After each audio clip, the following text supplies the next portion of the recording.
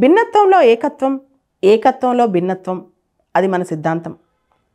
ఈశాన్య భారతదేశానికి వస్తే మరింత విభిన్నంగా ఉంటుంది.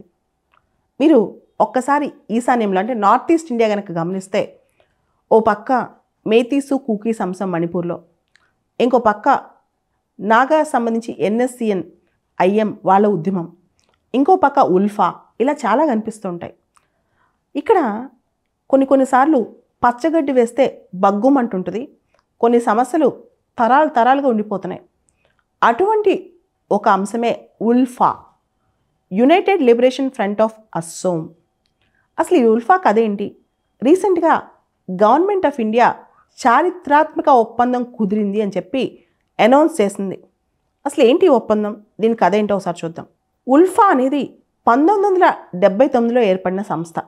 ఈశాన్య రాష్ట్రాల్లో ఏ రాష్ట్రానికి ఆ రాష్ట్రం ఒక భిన్నమైన సంస్కృతి, భిన్నమైన గుర్తింపు, భిన్నమైన భాషలు, భిన్నమైన తెగలు చాలా ఉన్నారు అక్కడ.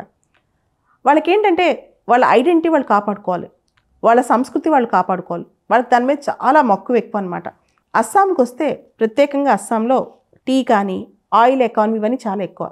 దాంతో అస్సాంకి చాలామంది మైగ్రెంట్స్ వస్తూ ఉంటారు వలస. ముఖ్యంగా 1971 బెంగాల్ పార్టీషన్ టైంలో లక్షల మంది అస్సాం ప్రాంతానికి బంగ్లాదేశ్ నుంచి వలస వచ్చారనమాట. దీంతో అక్కడ చాలా తక్కువ వనరులు, ఎక్కువ మంది జనాభా, ముఖ్యంగా లోకల్ పీపుల్ ఎవరైతే నేటివ్ అస్సామీస్ ఉంటారో వాళ్ళందరికీ కూడా అభద్రతా భావానికి దారితీస్తుంది ఇంతమంది రావటం, ఇంతమంది మైగ్రెంట్స్ ఇక్కడికి వలసలు రావటం అని. దీంతో పెద్ద మూమెంటే జరిగింది అస్సాంలో 1971 తర్వాత. అస్సాం మూమెంట్స్ చాలామంది స్టూడెంట్స్ కూడా దానిలో జాయిన్ అయిపోయి చాలా పెద్ద ఉద్యమం చేశారు కొన్ని సంవత్సరాల పాటు, 6-7 ఏళ్ల పాటు.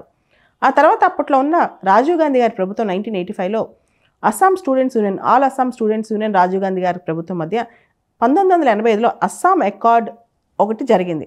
అది సాటిస్ఫాక్టరీ సొల్యూషన్ ఇచ్చిందనుకుని చాలామంది ఫారినర్స్ అస్సాంకి సంబంధించిన స్టేటస్ ఇవన్నీ దాన్ని డిక్లేర్ చేశారనమాట. అంటే దానిలో ఆల్మోస్ట్ సెటిల్ అయిపోయింది కొంతవరకు అనుకున్న టైంలో మళ్ళీ కూడా అది చిచ్చు రేపింది ఉల్ఫా ఫార్మేషన్తో.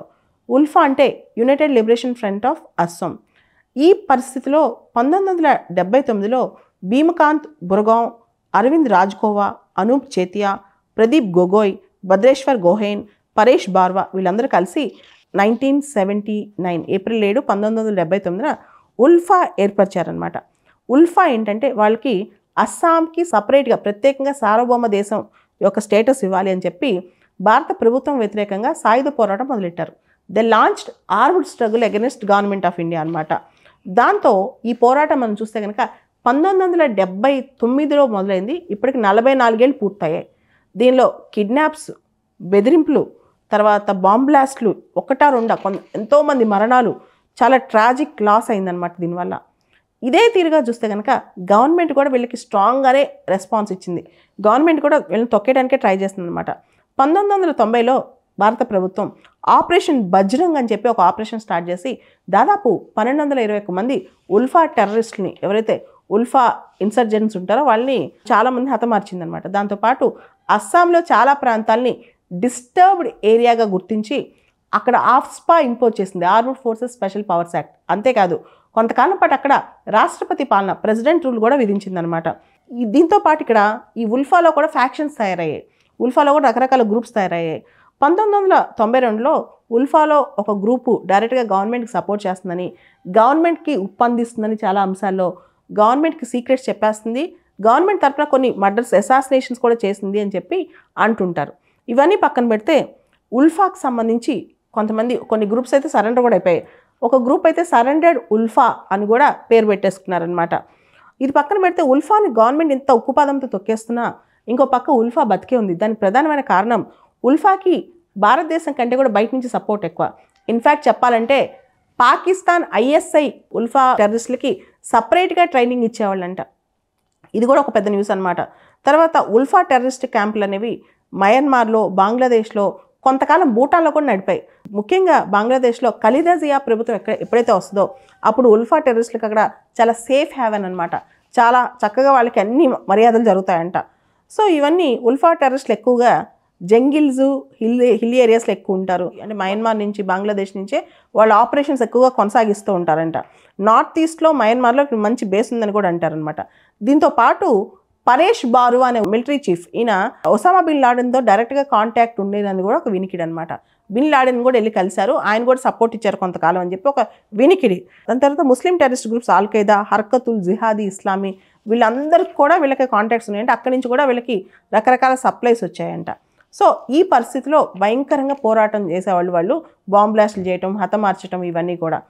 అయితే 2005లో ఉల్ఫా వాళ్ళు ఒక 11 మెంబర్స్ పీపుల్స్ కన్సల్టేటివ్ గ్రూప్ని ఒకదాన్ని ఫామ్ చేశారు. దానిలో ఒక సభ్యురాలు ఇందిరా గోస్వామి అని జ్ఞాన్పీఠ్ అవార్డు విన్నర్ కూడా. 3 రౌండ్లు టాక్స్ అయిన తర్వాత ఉల్ఫాలో ఒక గ్రూప్ బయటకు వచ్చేసింది. అరవింద్ రాజ్కోవా గ్రూప్ ఏమో ప్రో టాక్స్ అనమాట. అంటే గవర్నమెంట్తో చర్చలు జరుపుదాం, శాంతియుతంగా డీల్ చేసేసుకుందాం ఇంకా అని. అయితే ఇంకొక గ్రూపు పరేష్ బారువా గ్రూప్ మాత్రం యాంటీ టాక్స్, చర్చలు లేదు, అస్సాంకి సార్వభౌమ అధికారం ఇవ్వాల్సిందే అని చెప్పి. మొత్తానికి ఇప్పుడు 2023లో ప్రో టాక్ గ్రూప్స్, ఎవరైతే ప్రో టాక్ గ్రూప్ ఉందో అరవింద్ రాజ్కోవా గ్రూప్ మాత్రం ఇప్పుడు అగ్రిమెంట్లోకి వచ్చి ట్రిపార్టైట్ అగ్రిమెంట్ కుదిరింది. ఎవరెవరికి? ఉల్ఫా ప్రో టాక్ గ్రూప్కి, స్టేట్ గవర్నమెంట్ ఆఫ్ అస్సాం, తర్వాత మనం గవర్నమెంట్ ఆఫ్ ఇండియా, ముగ్గురికి అగ్రిమెంట్ జరిగింది.